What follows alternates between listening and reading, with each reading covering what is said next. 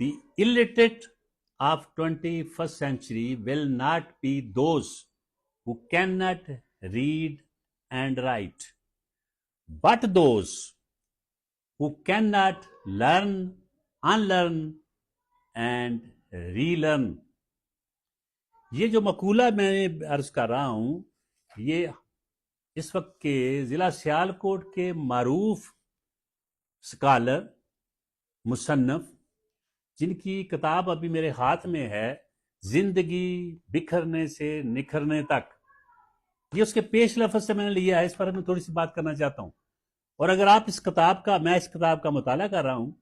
اگر آپ اس کتاب کا مطالعہ کریں گے تو یقیناً یہ آپ کے لیے جملہ اعتبارات سے بڑی مفید کتاب ہے۔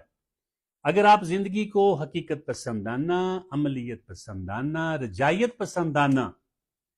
طریقے سے گزارنا چاہتے ہیں اور زندگی کے حقائق کو، مشکلات کو، تکالیف کو اور زندگی میں آنے والے مختلف مراحل کو کہ کیسے ہم عبور کر کے کامیابیوں، ظفریابیوں، کامرانیاں حاصل کر سکتے ہیں،